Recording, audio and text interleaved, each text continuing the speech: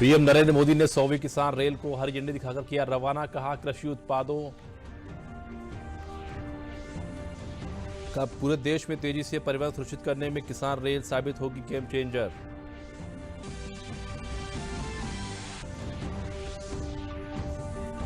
PM Modi ने देश की पहली चालक रहित मेट्रो ट्रेन को नई दिल्ली में हरी झंडी दिखाकर की शुरुआत। कहा भविष्य की जरूरतों के लिए देश तेजी से कर रहा है काम। केंद्र सरकार ने किसान संगठन के प्रतिनिधियों को बातचीत के लिए किया आमंत्रित। कृषि मंत्रालय के सचिव संजय अग्रवाल ने संयुक्त किसान मोर्चा को पत्र लिखकर बैठक में शामिल होने का किया अनुरोध।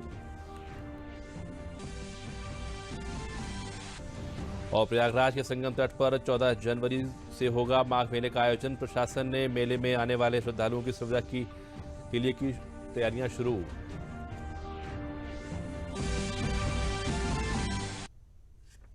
नमस्कार, मैं हूं प्रणव अग्निहोत्री और अब समाचार विस्तार से। प्रधानमंत्री नरेंद्र मोदी ने आज महाराष्ट्र के संगोला से पश्चिम बंगाल के शालीमार तक 100वीं किसान रेल को हरी झंडी दिखाकर रवाना किया। फूल गोभी, शिमला मिर्च, गोभी, मिर्च, प्याज जैसी सब्जियों के साथ साथ अंगूर, संतरा, अनार, केला, कस्टर्ड, सेब जैसे फलों को लेकर ये किसान रेल रवाना हुई। स्टॉपेज पर खराब होने वाली वस्तुओं के लोडिंग और लोडिंग की अनुमति भी इसमें दी गई है। फलों और सब्जियों के परिवहन पर 50% की सब्सिडी भी मिलेगी।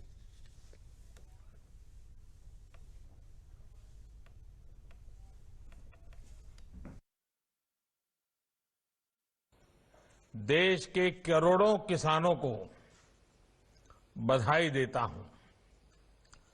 अगस्त महीने में देश की पहली किसान और खेती के लिए पूरी तरह से समर्पित रेल शुरू की गई थी।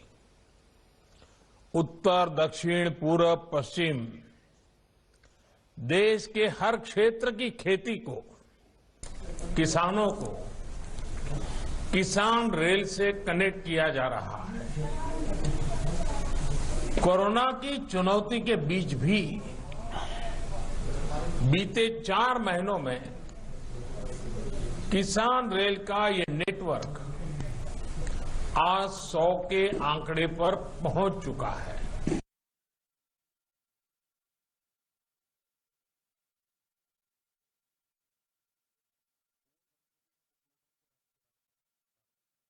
उन्होंने कहा किसान रेल को पूरे देश में कृषि उत्पादों का तेजी से परिवहन सुनिश्चित करने में गेम चेंजर साबित होगी।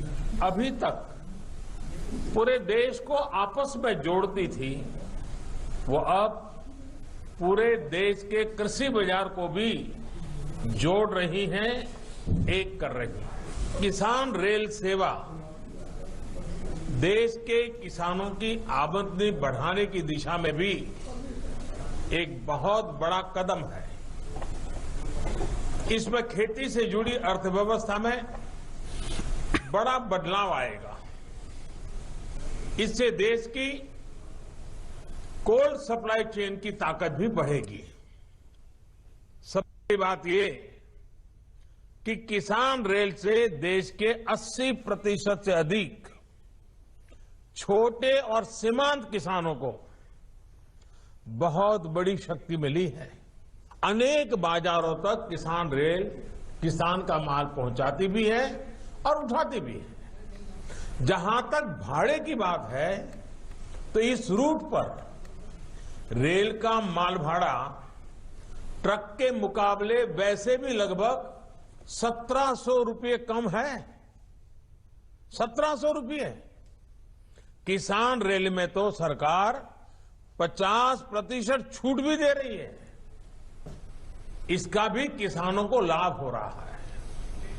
3 साल पहले हमारी सरकार ने टमाटर, प्याज, आलू के ट्रांसपोर्टेशन के लिए 50% सब्सिडी दी गई थी। अब आत्मनिर्भर भारत अभियान के तहत इसको दर्जनों दूसरे फल और सब्जियों के लिए भी बढ़ाया गया है। इसका भी सीधा लाभ देश के किसान को मिल रहा है। नई दिल्ली मेट्रो के सफर में आज एक और नई सौगात जुड़ गई है। प्रधानमंत्री नरेंद्र मोदी ने आज देश की पहली ड्राइवरलेस मेट्रो को हरी झंडी दिखाई। पहले चरण में ड्राइवरलेस मेट्रो मजेंटा लाइन पर जनकपुरी पश्चिम से नोएडा के बॉटनिकल गार्डन मेट्रो स्टेशन तक दौड़ेगी, जिसे बाद में आगे बढ़ाया जाएगा। ड्राइवरलेस मेट्रो को हरी झंडी दिखाते हुए पीएम मोदी ने कहा कि देश में 2025 तक करीब 25 शहरों में मेट्रो चलाने का प्लान है। ड्राइवरलेस मेट्रो को हरी झंडी दिखाते हुए पीएम मोदी ने कहा कि आज से 3 साल पहले मजेंटा लाइन की शुरुआत हुई थी, अब इसी लाइन पर ड्राइवरलेस मेट्रो की शुरुआत हो रही है। पीएम मोदी ने कहा कि भविष्य की जरूरतों के लिए देश काम कर रहा है।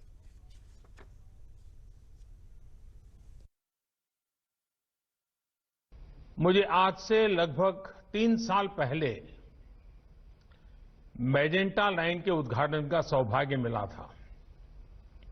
आज फिर इसी रूट पर देश की पहली पूरी तरह से ऑटोमेटेड मेट्रो, जिसको हम बोलचाल की भाषा में ड्राइवरलेस मेट्रो भी कहते हैं, इसका उद्घाटन करने का अवसर मिला। ये दिखाता है कि भारत कितनी तेजी से स्मार्ट सिस्टम की तरफ आगे बढ़ रहा है। आज नेशनल कॉमन मोबिलिटी कार्ड, इससे भी दिल्ली मेट्रो जुड़ रही है। पिछले साल अहमदाबाद से इसकी शुरुआत हुई थी। आज इसका विस्तार दिल्ली मेट्रो की एयरपोर्ट एक्सप्रेस लाइन में हो रहा है। आज का यह आयोजन अर्बन डेवलपमेंट को अर्बन रेडी और फ्यूचर रेडी करने का प्रयास है। साथियों, भविष्य की जरूरतों के लिए देश को आज तैयार करना, आज काम करना, ये गवर्नेंस का अहम दायित्व है। लेकिन कुछ दशक पहले से जब शहरीकरण, अर्बनाइजेशन का असर और अर्बनाइजेशन का भविष्य दोनों ही बिल्कुल साफ था, उस समय एक अलग ही रवैया देश ने देखा। भविष्य की जरूरतों को लेकर उतना ध्यान नहीं था, आधे अधूरे मन से काम होता था, भ्रम की स्थिति बनी रहती थी। उस समय तेजी से शहरीकरण हो रहा है, लेकिन इसके आफ्टर इफेक्ट से निपटने के लिए हमारे शहरों को उतनी तेजी से तैयार नहीं किया गया। परिणाम ये हुआ कि देश के बहुत से हिस्सों में शहरी इंफ्रास्ट्रक्चर की मांग और पूर्ति में बहुत ज्यादा अंतर आ गया। साथियों, इस सोच से अलग आधुनिक सोच ये कहती है, शहरीकरण को चुनौती न मानकर एक अवसर की तरह इस्तेमाल किया जाए। एक ऐसा अवसर जिसमें हम देश में बेहतर इंफ्रास्ट्रक्चर बना सकते हैं, एक ऐसा अवसर जिसमें हम ईज ऑफ लिविंग बढ़ा सकते हैं। सोच का ये अंतर शहरीकरण के हर आयाम में दिखता है। देश में मेट्रो रेल का निर्माण भी इसका एक उदाहरण है। दिल्ली में ही मेट्रो की चर्चा बरसों तक चली, लेकिन पहली मेट्रो चली अटल जी के प्रयासों से।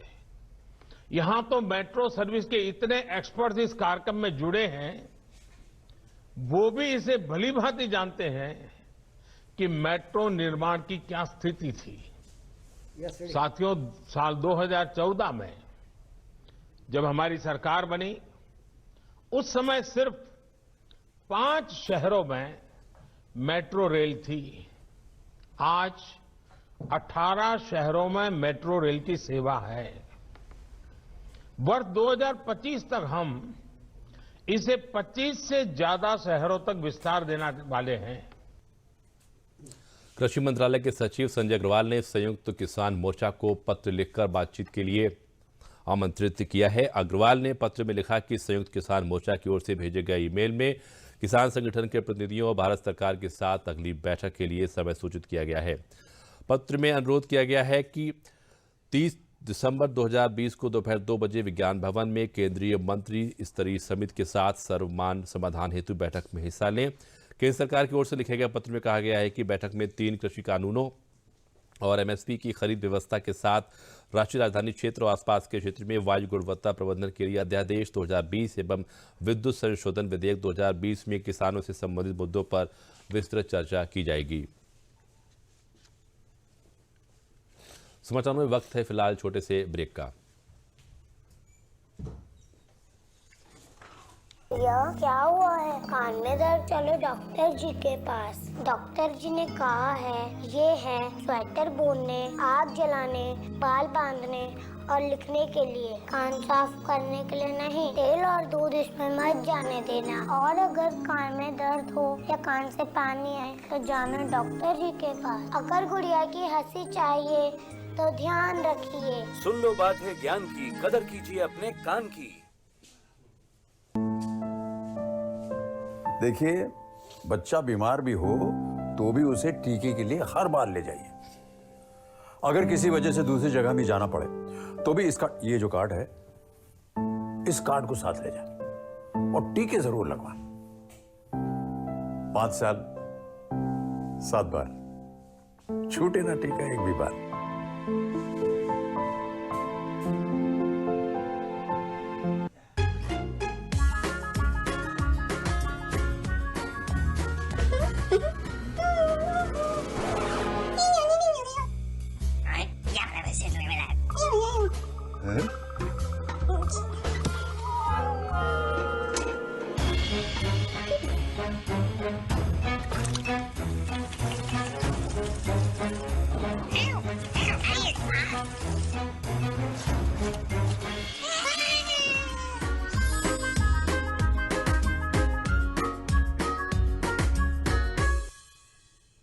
आज माँ को टेलीग्राम भेज दोगे ना?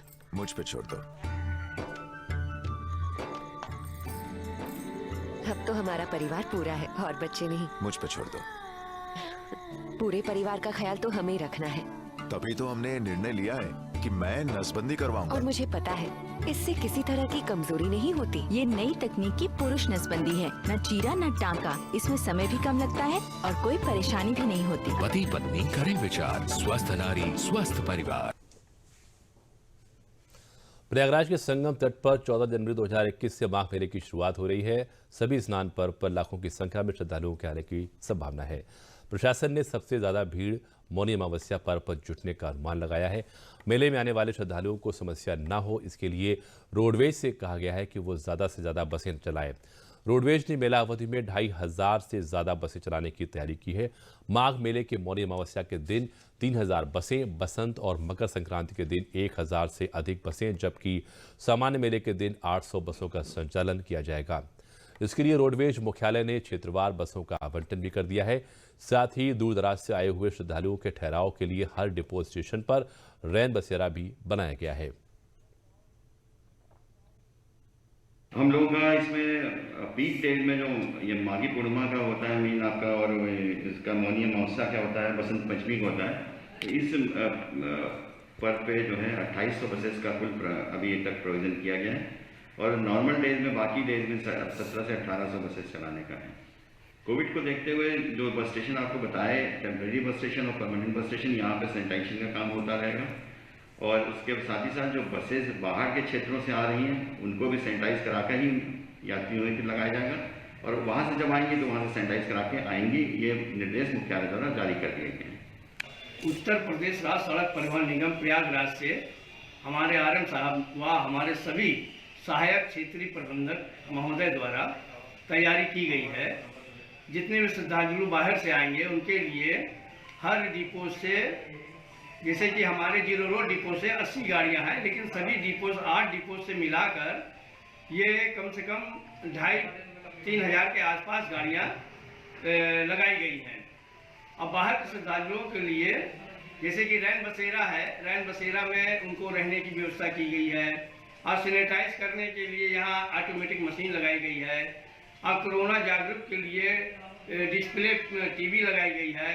और हमारे यहाँ से अनाउंस होता है, माइक से अनाउंस होता है कि आप लोग 2 गज दूरी, अब मास्क है जरूरी, ये सब हम लोग करते हैं। प्रमुख सचिव चिकित्सा स्वास्थ्य आलोक कुमार ने बताया कि प्रदेश में पिछले 24 घंटे में कोरोना संक्रमण के 940 नए मामले सामने आए हैं और इस अवधि में ही 1585 कोरोना संक्रमित मरीज उपचार के बाद पूरी तरीके से ठीक होकर डिस्चार्ज किए गए हैं। इस समय एक्टिव इन्फेक्शन केसेस की संख्या 6545 है। उन्होंने कहा कि कोरोना के जितने मामले आ रहे हैं उससे ज्यादा डिस्चार्ज हो रहे हैं। लगातार 2 दिनों से 1000 से कम नए केस आ रहे हैं। तो पहली बार काफ़ी दिनों के बाद ये स्थिति आई है कि हम 3 डिजिट में आ गए हैं और आज 940, आज यानी कि 27 तारीख को 940 नए केस आए हैं और इसको मिला के कुल क्रमिक प्रगति 5,82,920 कुल संक्रमित केसेस की संख्या उत्तर प्रदेश में। और इसी अवधि में डिस्चार्ज की संख्या 1585। सो आप जैसा देखेंगे जितने फ्रेश केस आ रहे हैं उससे ज़्यादा डिस्चार्ज हो रहे हैं। तो ओवरऑल हॉस्पिटल्स पे भी अब हमारा लोड कम हो रहा है और एक्टिव केसेस की संख्या घट के 6545 पे आ गई है। प्रधानमंत्री नरेंद्र मोदी कल डेडिकेटेड फ्रेट कॉरिडोर की 351 किलोमीटर न्यू खुर्जा से न्यू भावपुर रेल लाइन का उद्घाटन करेंगे। इसके साथ ही लुधियाना से दानकुनी तक बनने वाले 1875 किलोमीटर लंबे इस ट्रैक को संचालित करने के लिए प्रयागराज में एशिया का सबसे बड़ा कंट्रोल रूम भी बनाया गया है। 15 से 25 वर्ग मीटर में फैले इस कंट्रोल रूम का भी उद्घाटन प्रधानमंत्री करेंगे। भारतीय रेल के अतीत के इतिहास में कल एक भविष्य की रेखा खींची जाएगी। प्रधानमंत्री Narendra Modi eastern dedicated freight corridor का उद्घाटन करेंगे और इसके साथ ही प्रयागराज में एशिया का सबसे बड़ा जो कंट्रोल रूम इस डेडिकेटेड फ्रेट कॉरिडोर को संचालन के लिए बनाया गया है उसका भी उद्घाटन किया जाएगा। हमारे साथ संयुक्त महाप्रबंधक परिचालन से संबंधित जनरल मैनेजर संयुक्त महाप्रबंधक विजय कुमार जी हैं। विजय कुमार जी, जब ये पूरा फ्रेट कॉरिडोर आपका ऑपरेशनल होगा और चलेगा तो किस तरह से इसका ऑपरेशन किया जाएगा, कैसे चलाएगा? देखिए, पूरा हमारा अभी तत्काल ये ईस्टर्न डीएफसी जो हमारा है वो 1800 करीब 40 किलोमीटर का बन रहा है, जिसको दानकुनी से लेके लुधियाना तक जाना है। अभी हम लोगों ने इसको 1300 करीब 30 किलोमीटर हम लोग इस सेक्शन को कमीशन करने जा रहे हैं और आज के तारीख में जो कल हमारे प्रधानमंत्री जी, माननीय प्रधानमंत्री जो इसका उद्घाटन करने जा रहे हैं, देश को समर्पित करेंगे, वो 351 किलोमीटर का सेक्शन न्यू खुर्जा से न्यू भावपुर तक का होगा। ये पूरा हमारी ऑटोमेटिक सेक्शन है, 2 किलोमीटर पर सिग्नल्स लगे हैं और इससे हमारे 100 किलोमीटर गति से गाड़ियाँ चलेगी। और इसमें जो अभी हम लोगों ने ट्रेन मैनेजमेंट सिस्टम के लिए जो सिस्टम लगाया है, जिसके लिए हमारा एक एल्स्टॉम के द्वारा ये काम किया गया है, अंतर्राष्ट्रीय स्तर पर वो कंपनी है और उसने जो काम करके दिया है उसके हिसाब से हमें लगता है कि हम किसी तरह की बाधा रहित ट्रेनों का सुचारू परिचालन करेंगे और इसका अलग फ़ायदा भारतीय रेल को जाएगा। भारतीय रेल क्या कर पाएगी कि उसके यहाँ से कुछ मालगाड़ियाँ हम पे आ जाएंगी, तो स्वाभाविक तौर पे वहाँ पर भारतीय रेलों में अधिक से अधिक पैसेंजर और यात्री गाड़ियों की संख्या बढ़ेगी और उनकी गति भी अच्छी होगी। हमारे साथ हैं प्रयागराज रेलवे के मुख्य जनसंपर्क अधिकारी अजीत कुमार जी। अजीत जी, ये आपका जो कंट्रोल सिस्टम जिसका कल प्रधानमंत्री उद्घाटन करेंगे, क्या कुछ है, हमारे दर्शकों को बताएं। पूरा ही सेक्शन इलेक्ट्रीफाइड रहेगा और दादरी एक ऐसा पॉइंट है, वो भी उत्तर प्रदेश में आता है, जहाँ पे ईस्टर्न और वेस्टर्न दोनों डेडिकेटेड फ्रेट कॉरिडोर आपस में मिलेंगे। और ये भी मैं बताना चाहूँगा कि यूपी में ईस्टर्न डेडिकेटेड फ्रेट कॉरिडोर का लगभग आपका 57% हिस्सा आता है, जो कि 1000 किलोमीटर से ज़्यादा का है। तो यूपी के हिसाब से ये बहुत ज़्यादा महत्वपूर्ण है। जो इसके जो 2 स्टेशंस जिनके बीच में कल कमिश्निंग हो रही है, formal commissioning, new Bhavpur new Khurja के बीच में जितने इंडस्ट्रियल एरिया हैं, चाहे वो आपका बुलंदशहर हो, फिरोजाबाद हो, टुंडला के आसपास का एरिया हो, इनके जो इंडस्ट्रियल बेल्ट हैं उनको कनेक्टिविटी प्रदान की जा रही है, जिससे कि इस पूरे यूपी में और इस एरिया को खास तौर पे जो एक बिजनेस बढ़ाने में बहुत फ़ायदा मिलेगा। जहाँ तक रेलवे की बात करें तो रेलवे के लिए बहुत महत्वपूर्ण ये है कि जो हमारा एग्जिस्टिंग ट्रैक है वो लगभग हम 150% जो उसकी कैपेसिटी होती है उससे 150% पे ऑपरेट कर रहे हैं। तो डीएफसी का ये सेक्शन कमीशन हो जाने से जो हमारी एग्जिस्टिंग ट्रैक है उससे मालगाड़ियाँ हट जाएंगी, तो हम जो बाकी ट्रेनें हैं, पैसेंजर ट्रेनें हैं और जो बची मालगाड़ियाँ रहेंगी उनको और एफिशिएंटली चला सकते हैं और गति से चला सकते हैं। 2022 तक यह पूरा फ्रेट कॉरिडोर कंप्लीट होने की उम्मीद है और जिस दिन यह पूरा फ्रेट कॉरिडोर बन करके तैयार होगा तो उत्तर प्रदेश के ही दादरी में ईस्टर्न और वेस्टर्न दोनों कॉरिडोर का जो है कहें तो प्रयागराज है तो संगम वहाँ पर है, और यह इस तरह से पूरा उत्तर प्रदेश ईस्टर्न और वेस्टर्न हब होगा और पूरी तरह से औद्योगिक गतिविधियों का संचालन और पहुंच पूरे देश में हो जाएगी। रामजी वाजपेयी के साथ आशुतोष शुक्ला, डीडी न्यूज़, प्रयागराज। जनपद कानपुर देहात में डेडिकेटेड फ्रेट कॉरिडोर के भावपुर से खुर्जा के बीच 351 किलोमीटर के हिस्से का उद्घाटन कल मंगलवार को प्रधानमंत्री नरेंद्र मोदी करेंगे। वो दिल्ली से वर्चुअल माध्यम से उद्घाटन करेंगे, जबकि न्यू भावपुर जंक्शन पर आयोजित समारोह में 1000 लोग उद्घाटन समारोह में साक्षी बनेंगे।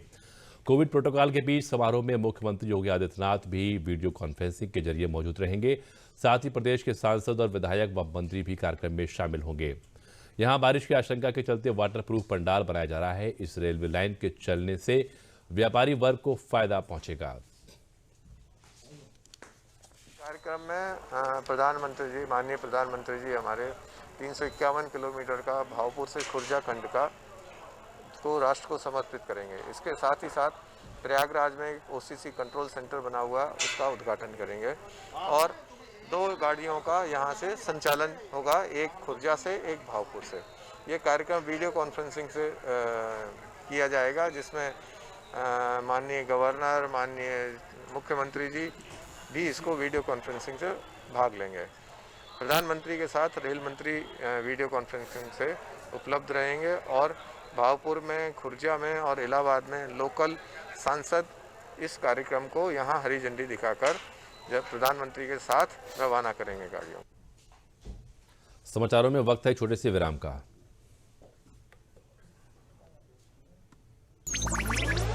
डिजिटल बैंकिंग का है जमाना, टाइम है बचाना। डिजिटल बैंकिंग है आसान, करो चाहे कोई भुगतान, एनी टाइम एनीवेयर, सेफ है, फास्ट है, हर पेमेंट उंगलियों पे सेट। लेन देन के हैं ऑप्शंस कई, IMPS, NEFT, UPI भी। 24 घंटे करते ये काम, पेमेंट आसान और रहे आराम।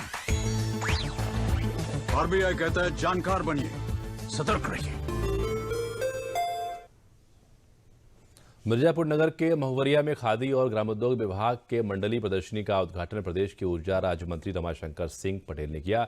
एक जिला एक उद्योग के अंतर्गत 50 कालीन के कारीगरों को किट वितरित किया गया। मंत्री ने कहा कि आत्मनिर्भर भारत के लिए ग्रामोदय मील का पत्थर साबित होगा। मंत्री ने कहा कि आत्मनिर्भर भारत के लिए ग्रामोदय विभाग की पहल से सबका सपना पूरा होगा। उन्होंने कहा कि मेले में लगे विभिन्न स्टॉल लोगों के लिए सहायक साबित होंगे।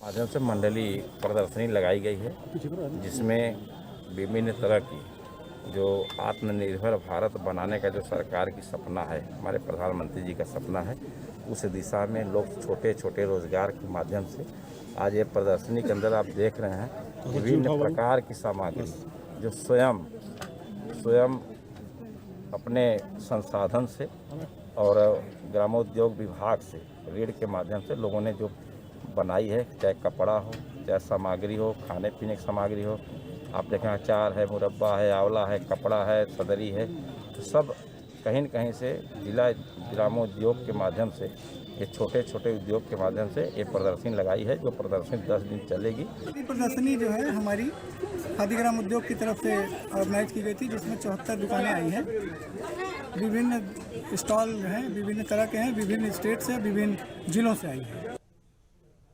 प्रदेश में महिलाओं को सबल व आत्मनिर्भर बनाने के लिए सरकार लगातार प्रयासरत है। राज्य ग्रामीण आजीविका मिशन से जुड़ी स्वयं सहायता समूह की महिलाओं को पुष्टाहार उत्पादन इकाई से जोड़कर स्थायी रूप से उद्यमी बनाया जा रहा है। पहले चरण में 65 लाख रुपए की लागत से यूपी के फतेहपुर के गौसपुर में पुष्टाहार उत्पादन इकाई लगाई गई है। यहाँ पर महिलाएं आधुनिक मशीनों से पुष्टाहार तैयार कर रही हैं। इस आधुनिक उत्पादन का केंद्र का संचालन पूरी तरीके से महिलाओं के हाथ में दिया गया है, जो नौनिहालों को तंदुरुस्त बनाने वाले पुष्टाहार के पैकेट अब स्वयं बनाएंगी और आंगनबाड़ी केंद्रों तक वितरित कराएंगी। इस परियोजना से समूह की महिलाएं उद्यमी बनने के साथ उनके पास स्थायी स्वरोजगार और 8,000 रुपये प्रतिमाह की आमदनी हो रही है। इसके अलावा आंगनबाड़ी केंद्रों को वितरित किए गए पूरक पोषण आहार पर प्राप्त लाभ में भी महिलाओं को अंश दिया जाएगा।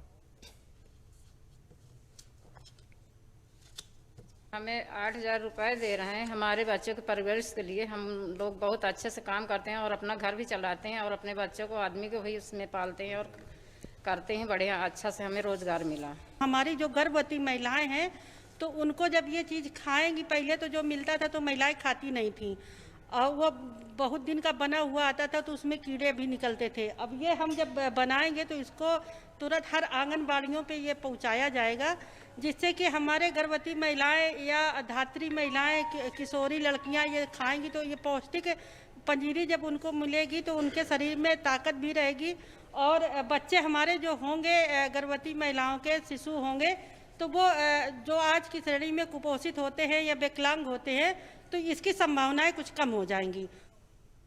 और अब अंत में मुख्य समाचार एक बार फिर। पीएम नरेंद्र मोदी ने 100वीं किसान रेल को हरी झंडी दिखाकर किया रवाना। कहा, कृषि उत्पादों का पूरे देश में तेजी से परिवहन सुनिश्चित करने में किसान रेल साबित होगी गेम चेंजर।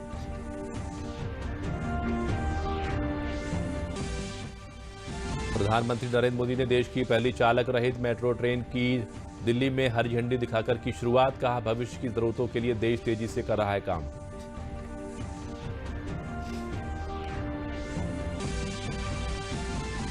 केंद्र सरकार ने किसान संगठन के प्रतिनिधियों को बातचीत के लिए किया आमंत्रित। कृषि मंत्रालय के सचिव संजय अग्रवाल ने संयुक्त किसान मोर्चा को पत्र लिखकर बैठक में शामिल होने का किया अनुरोध।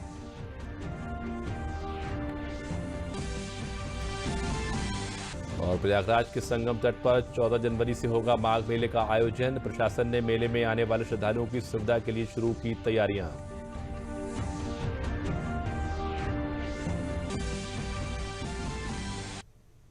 और इसी के साथ समाचार समाप्त हुए। नमस्कार।